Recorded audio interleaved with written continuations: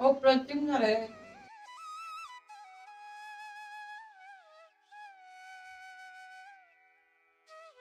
मंडळी नमस्कार. दिवाळी तोंडावर आलेली आहे, मग फराळाला सुरुवात करायची. चला बनवूया कराची बिस्किट्स. चलो मंडळी, साहित्यामध्ये मी एक छोटी वाटी भरून तूप घेतलेला आहे. तोच छोटी वाटी भरून पिठी साखर घ्यायची आणि त्याच वाटीने मोजून 2 वाट्या मैदा घ्यायचा. 2.5 चमचे दूध घेतलेलं आहे.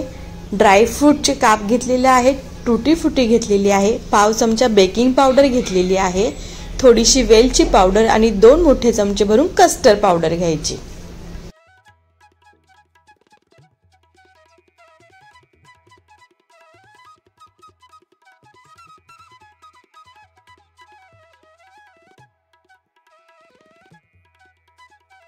एका मोठ्या वाटीमध्ये मी हे तूप घेतलेलं आहे आणि त्यामध्ये ही पिठी साखर घालायची.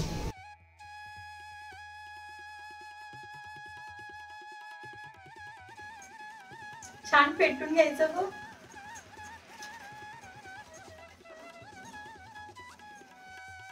पिठी साखरेच्या कोणत्याही प्रकारच्या यामध्ये गुठळ्या राहायला नकोत, अशा पद्धतीने सुंदर असं छान फेटून घ्यायचं.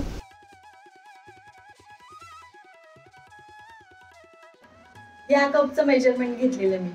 हा 1 कप भरून घेतलेली पिठी साखर, हा 1 कप भरून घेतलेलं तूप, ह्याच कपाचं मोजून 2 कप भरून मैदा घेतलेला आहे.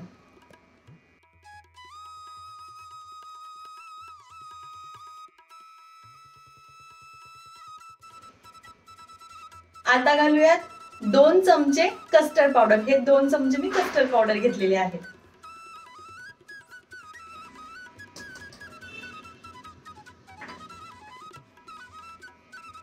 कोणत्याही गोडाच्या पदार्थाला लागणारी वेलची पूड.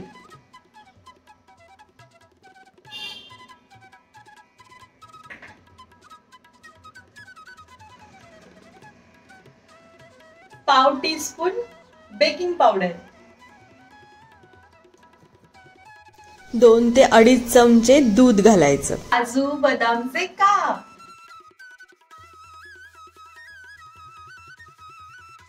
आता घेऊयात फ्रुटी फ्रुटी.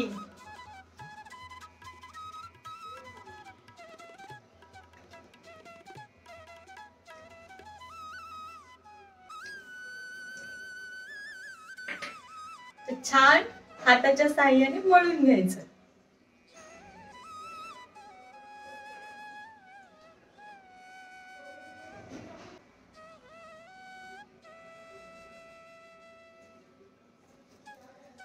तुम्हाला जर वाटलं की मिश्रण कोरडं होतंय तर त्यामध्ये हलकासा दुधाचा पुन्हा शिंतोडा देऊ शकता किंवा अगदी थोडंसं तूप परत वाढवू शकता. अगदी थोडं. अंदाज घ्या आणि त्याप्रमाणे करा. मी सांगितलेल्या मिश्रणामध्ये अगदी बरोबर झालेलं आहे. हे बघा, दिसतंय? फुटके होतात की नाही? चला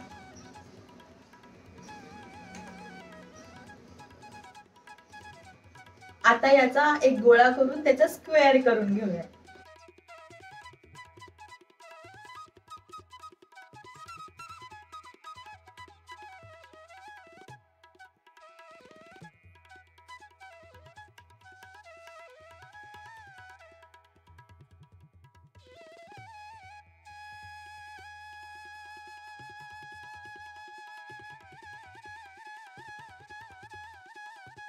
आता तुम्हाला आवडेल तसा शेप या नानकटाईला देऊ शकता.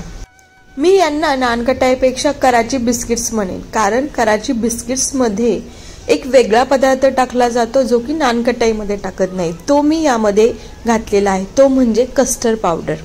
आपण जेव्हा नानकटाई बनवतो तेव्हा त्यामध्ये मैदा, थोडासा रवा, थोडासा चण्याचं पीठ घालतो, पण यामध्ये आपण कस्टर्ड पावडर घालत नाही. मी यामध्ये कराची बिस्किट सारखं कस्टर्ड पावडरचा वापर केलेला आहे, म्हणून मी याला नानकटाईऐवजी कराची बिस्किट्स म्हणेन. म्हणूनच मी यांना गोल आकार देण्याऐवजी कराची बिस्किट्स सारखा स्क्वेअर मध्ये आकार दिलेला आहे.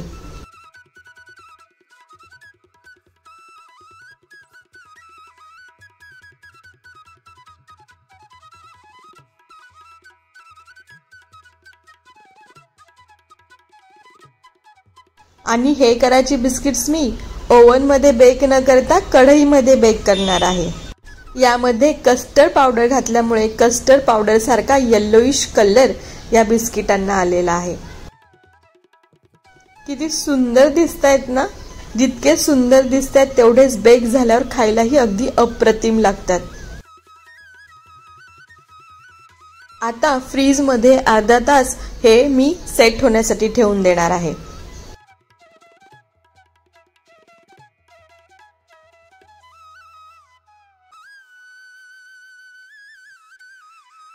फ्रीज मध्ये ठेवून 20 मिनिटं झालेली आहेत. आपण अर्धा तास ठेवणार आहोत. 10 मिनिटं बाकी आहेत. तर आता मी कढई गरम करायला ठेवणार आहे. कढईमध्ये आपण बेक करणार आहोत. 10 मिनिटांसाठी गॅस मोठा करून आपण यामध्ये मीठ गरम करणार आहोत. तर चला, कढईमध्ये मीठ घालायचं आणि 10 मिनिटं मोठा गॅस करून ही कढई गरम होऊन द्यायची.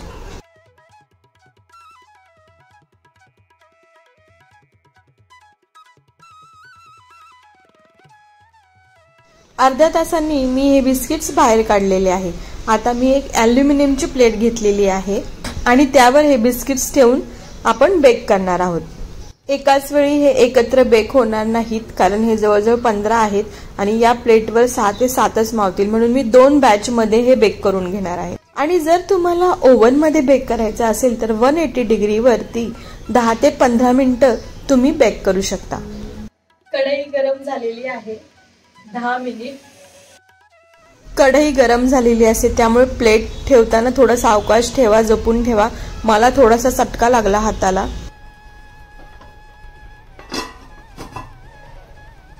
15 ते 20 मिनिट वाट बघायची.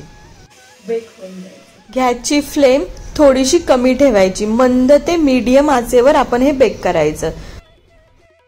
चला, बरोबर 15 मिनिट झालेले आहेत. आता आपण चेक करूयात.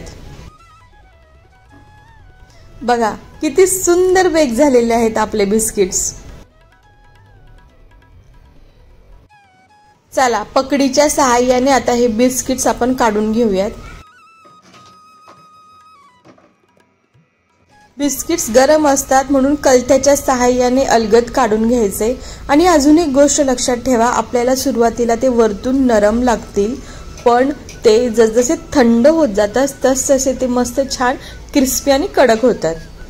आणि अजून एक गोष्ट माझ्या लक्षात आली आहे, ती म्हणजे ज्या बिस्किटमध्ये वरच्या बाजूला ग्रीन कलरची जी टुटी फुटी होती ती मेल्ट झालेली आहे, त्यामुळे ग्रीन कलरचे स्पॉट या बिस्किट्सवर आलेले आहेत. चला, आता दुसरी बॅच ही मी करून घेणार आहे. दुसऱ्या बॅच मध्ये अगदी 6 बिस्किट्स आहेत.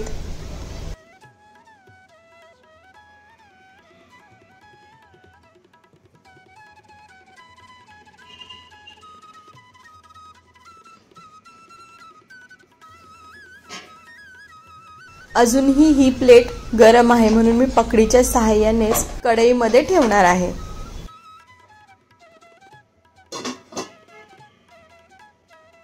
गॅसची फ्लेम मी पुन्हा लो टू मीडियम करून घेतलेली आहे आणि एक 15 मिनिटात हे छान बेक होऊन द्यायचं.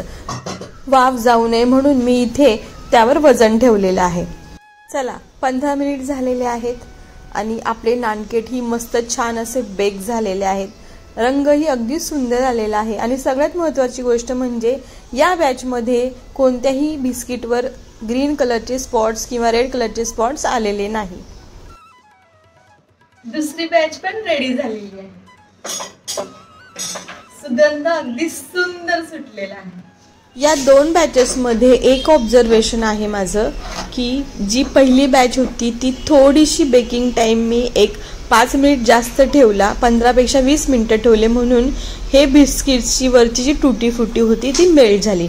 पण दुसरी बॅच मी फक्त 15 मिनिट बेक केली, त्यामुळे ती अगदी बरोबर झाली. त्यामुळे बेकिंग टाइम कढईमध्ये 15 मिनिटं हा अगदी योग्य आहे. आणि गॅसची फ्लेम लो टू मीडियम ठेवायची. एक गोष्ट लक्षात ठेवायची, ह्या कुकीज हे करायचे बिस्किट्स एकदा थंड झाले ना मग छान कडक होतात. सुरुवातीला थोडे थोडे सॉफ्टच असतात, नाहीतर तुम्ही लगेच खायला जाणार तर ते सॉफ्ट लागणार. थोडं 10 मिनिटं थंड होऊ द्या, अगदी सुंदर लागतात. गरम गरम.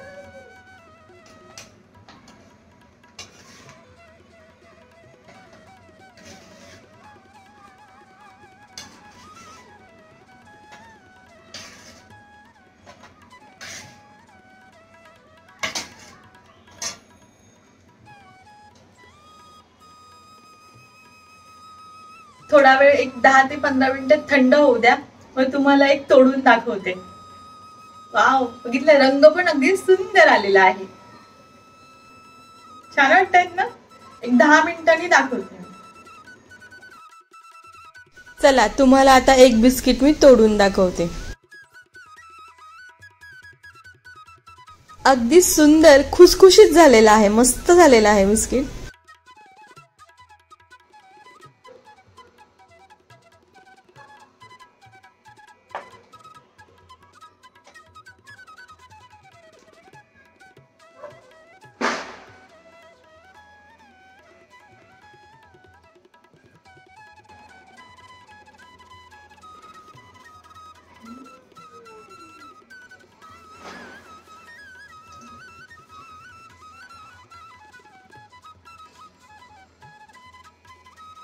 अप्रतिम झालंय.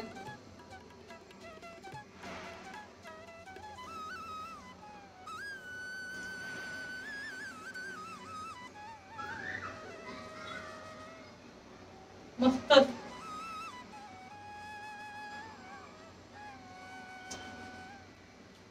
खूप सुंदर झाले, खूप छान.